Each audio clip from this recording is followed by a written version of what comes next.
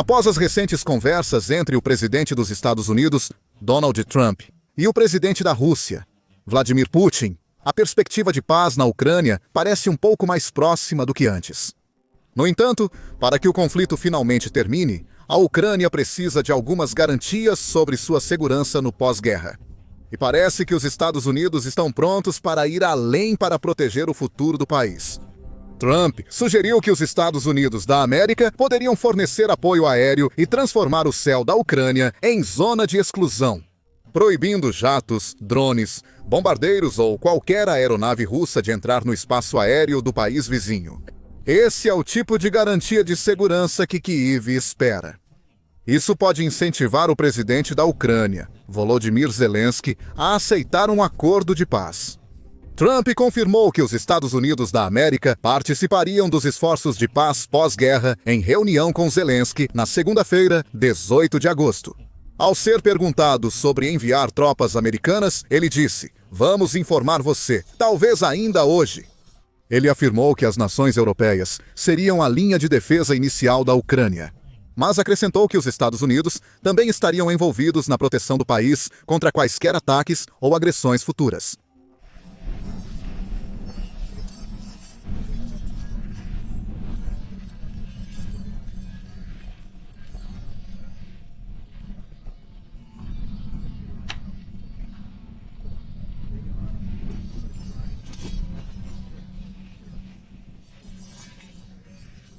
Zelensky foi perguntado se exigia garantias de segurança dos Estados Unidos da América, como tropas, inteligência ou equipamentos, para aceitar um acordo com a Rússia.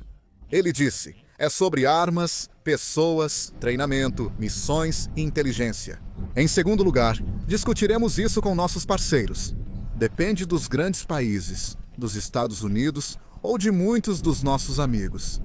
Mais tarde, líderes europeus e da OTAN elogiaram o presidente Trump por tentar encerrar o conflito, incluindo o secretário-geral da OTAN, Mark Rutte, destacando a importância das garantias de segurança dos Estados Unidos da América. Mais uma vez, o fato de você ter dito que está disposto a participar das garantias de segurança é um grande passo.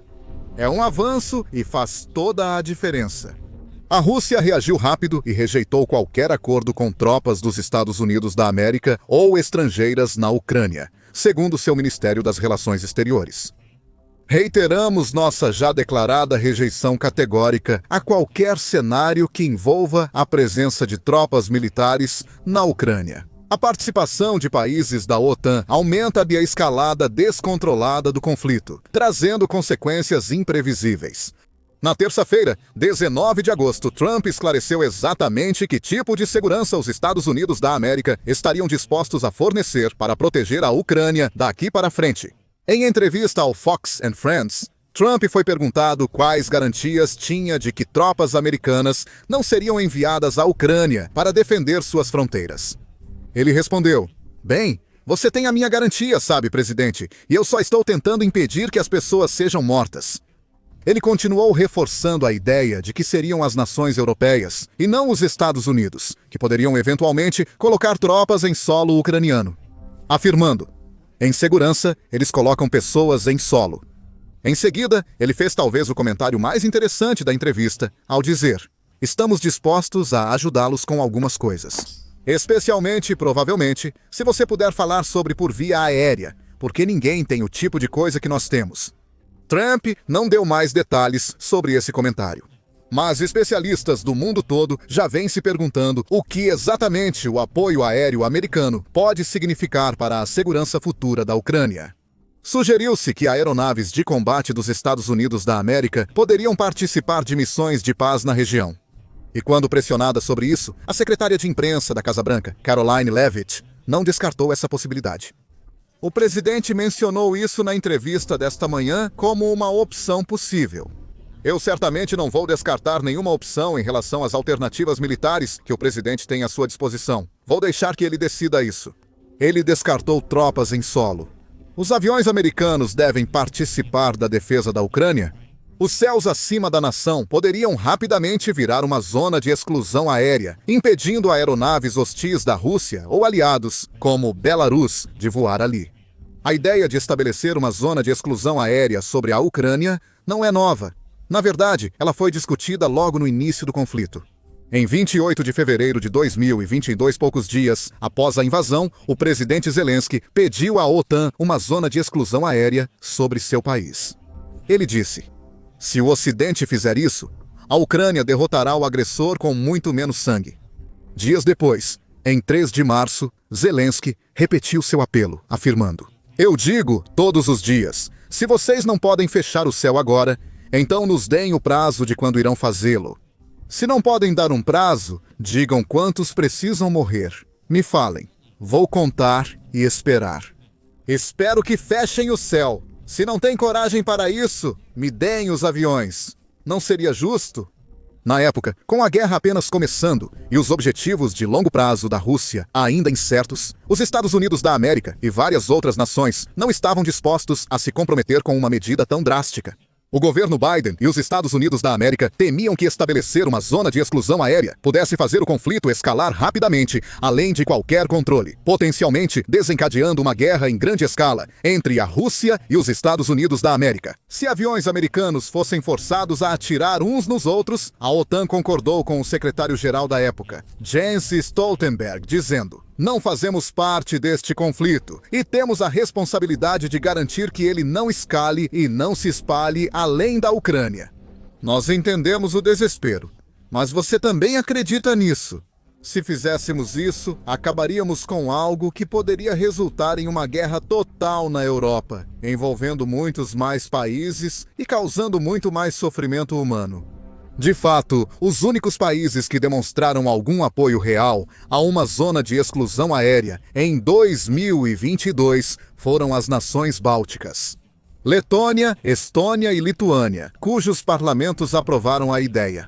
Não foi surpresa na época que tantos países considerassem uma zona de exclusão aérea uma proposta irrealista. Isso exigiria que aeronaves dos Estados Unidos da América ou da OTAN estivessem prontas para abater qualquer avião russo que entrasse no espaço aéreo da Ucrânia. Isso, sem dúvida, poderia ter sido um gatilho para um conflito muito maior e mais devastador. E há quase nenhuma circunstância em que os Estados Unidos da América concordariam em participar de uma zona de exclusão aérea contra a Rússia em um momento de conflito aberto. Porém, os tempos mudaram. E a guerra durou muito mais do que especialistas e líderes mundiais previam. Muitas pessoas morreram. Várias famílias perderam casas e entes queridos. E há um desejo urgente e generalizado de ver esse conflito chegar ao fim, finalmente. E embora os Estados Unidos da América não queiram se envolver em uma zona de exclusão aérea durante um período de guerra, estariam muito mais dispostos a participar durante um período de paz. Com aeronaves avançadas e inteligência militar, os Estados Unidos da América e aliados poderiam patrulhar o espaço aéreo de Kiev, vasculhando os céus em busca de qualquer atividade suspeita e estando prontos para responder rapidamente a qualquer violação. Isso já aconteceu antes, pois aeronaves e pessoal dos Estados Unidos da América frequentemente patrulharam os estados bálticos e outras regiões da Europa Oriental, como a Polônia. Outros países também concordam com a possibilidade de uma zona e patrulhamento aéreo sobre a Ucrânia. No começo do ano, líderes europeus discutiam enviar tropas à Ucrânia. Uma fonte sênior do governo do Reino Unido disse ao Times que o país estaria disposto a participar de uma missão de patrulhamento aéreo e enviar caças Typhoon para a região. A fonte afirmou que seriam precisas muitas aeronaves e sistemas de defesa aérea para proteger os caças em caso de conflito ou escaramuça. Mesmo com participantes dispostos, patrulhar o espaço aéreo da Ucrânia seria uma tarefa enorme. O país pode ser consideravelmente menor do que a Rússia, mas ainda é um espaço vasto que se estende por mais de 233 mil milhas quadradas, ou 603 mil quilômetros quadrados. Ela possui uma longa fronteira com a Rússia, que se estende por cerca de 1.400 milhas, quase 2.300 quilômetros. Proteger os céus e as fronteiras do país seria uma missão intensa e ininterrupta, exigindo esforços e investimentos de várias nações. Essas nações e a Ucrânia precisariam concordar sobre como funcionaria qualquer missão de policiamento aéreo ou zona de exclusão. E quais ações seriam tomadas se a Rússia ou qualquer outra força hostil entrasse no espaço aéreo do país. Como explicou Greg Bagwell, atual presidente da Associação de Poder Aéreo e Espacial e ex-marechal do ar da Força Aérea Real Britânica. Em uma missão de manutenção da paz, seriam necessárias regras acordadas sobre o que é essa paz, incluindo limites e regras de engajamento. A missão também exigiria alto investimento, com recursos no ar, em terra e no mar, vigiando também a linha costeira e as fronteiras marítimas da Ucrânia. Segundo Bagwell, manter a paz geralmente é separar os dois lados. Neste caso, sejamos honestos, é basicamente manter um lado de fora. Eu esperava que esse policiamento ocorresse quase só do lado ucraniano da linha. Serviria tanto para monitorar atividades aéreas quanto possíveis invasões. Mas também seria usado para monitorar tudo o que acontece em terra, tanto na fronteira quanto além dela. Provavelmente seria uma situação extremamente tensa. Qualquer pequena violação ou ação fora do controle dos russos poderia iniciar uma cadeia de eventos catastrófica, levando o mundo a novo conflito. Mesmo assim, pode ser uma das poucas formas de negociar um acordo de paz entre os dois lados. Por isso, Estados Unidos e outras nações da OTAN podem buscar e pressionar por essa opção. Resta saber, no entanto, qual nível de apoio aéreo os Estados Unidos estariam dispostos a fornecer. Os Estados Unidos poderiam adotar uma postura mais distante, oferecendo só capacidades não cinéticas à Ucrânia. Sistemas aerotransportados de alerta antecipado e controle usam radares e outros equipamentos para monitorar o céu em busca de aeronaves ou armas inimigas, mas que não possuem capacidades ofensivas próprias. Também pode oferecer recursos não ofensivos, como reabastecimento aéreo e aviões de reconhecimento. Alternativamente, os Estados Unidos podem optar por demonstrar seu poder militar e fornecer à Ucrânia aeronaves de combate de seus estoques existentes. Construir novos modelos para enviar ou desenvolver outras soluções aéreas para proteger os céus do país. Com aeronaves americanas, aviões da OTAN, caças, defesas aéreas e possíveis tropas na região, a Ucrânia poderia estar sob proteção da OTAN, mesmo sem ser membro. Essas forças serviriam como forte dissuasão à Rússia, desencorajando o envio de aeronaves ao espaço aéreo ucraniano. E, teoricamente, deveria reduzir muito o risco de novos conflitos ou invasões. Porém, antes de implementar uma missão desse tipo e definir seus detalhes, é necessário um acordo entre Putin e Zelensky e o fim da guerra. Apesar de agora parecer mais provável, isso ainda pode demorar, pois a Rússia continua relutante em fazer concessões reais. O Kremlin também se recusa a aliviar a pressão sobre a Ucrânia por enquanto.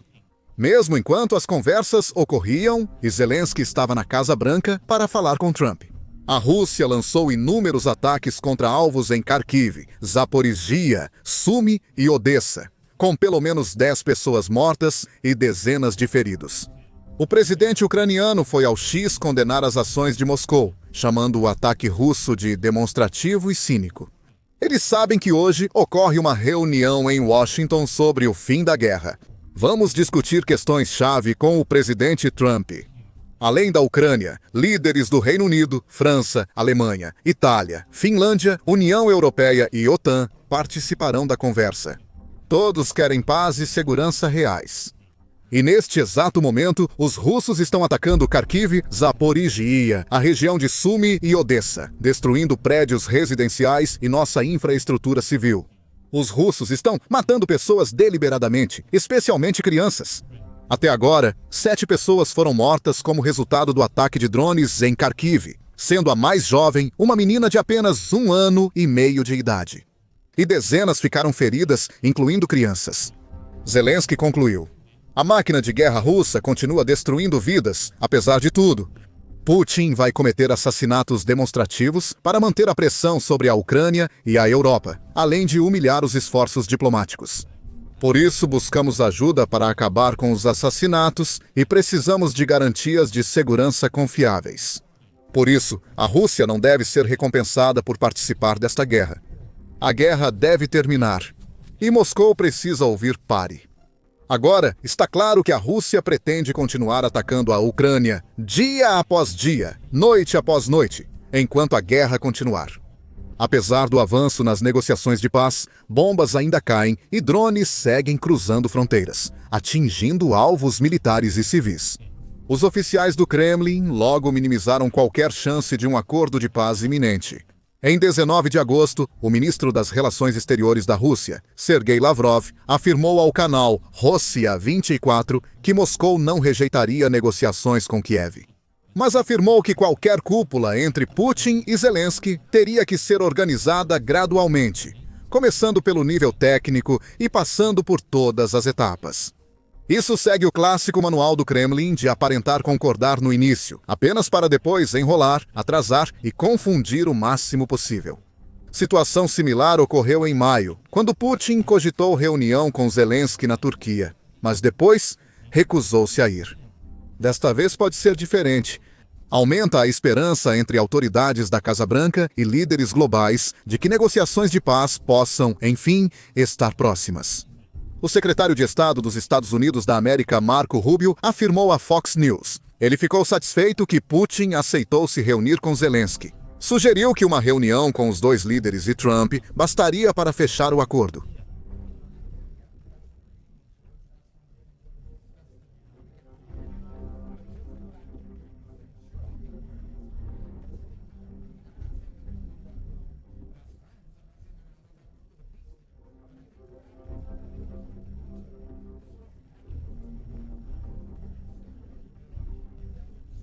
Rubio reconheceu a importância das garantias de segurança para a Ucrânia, ressaltando seu papel fundamental para o sucesso de futuras negociações. Todos entendem que, para isso acontecer, a Ucrânia precisa se sentir segura daqui em diante. Em essência, eles precisam acreditar que, ao final desta guerra, estarão em uma posição em que nunca mais serão invadidos. Trump demonstra confiança de que o caminho para a paz nunca esteve tão claro. A cúpula do Alasca reforçou minha crença de que, apesar das dificuldades, a paz é possível. Eu acredito nisso. Em um passo muito significativo, o presidente Putin concordou que a Rússia aceitaria garantias de segurança para a Ucrânia. E esse é um dos pontos-chave que precisamos considerar. E nós também vamos considerar isso na mesa, tipo, quem vai fazer o quê? Trump disse a Zelensky, tenho a sensação de que você e o presidente Putin chegarão a um acordo. Em última análise, essa é uma decisão que só pode ser tomada pelo presidente Zelensky e pelo povo da Ucrânia, trabalhando também em conjunto e em acordo com o presidente Putin. E eu simplesmente acho isso muito bom. Coisas vão surgir disso. Então, espero que tenhamos uma boa reunião, e se pudermos ter uma boa reunião. Isso ainda precisa ser visto, mas as esperanças estão aumentando. E uma coisa parece certa: se, quando a paz for estabelecida, os Estados Unidos da América e seus aliados estão preparados para continuar defendendo a Ucrânia e impedir que esse tipo de conflito catastrófico volte a acontecer. Se isso envolver tropas em solo ou jatos nos céus, a OTAN responderá ao chamado. Agora, você pode aprender sobre as missões de policiamento aéreo da OTAN e o que pode acontecer se a Rússia quebrar as regras em nossa análise recente de um encontro quase fatal entre caças F-35 italianos e caças russos. Ou então, confira nossa análise de como a Rússia sacrificou inúmeras vidas e colocou sua economia em risco, tudo por menos de 1% da Ucrânia. Por fim, inscreva-se no nosso canal para ser um dos primeiros a saber das últimas notícias e acontecimentos das linhas de frente.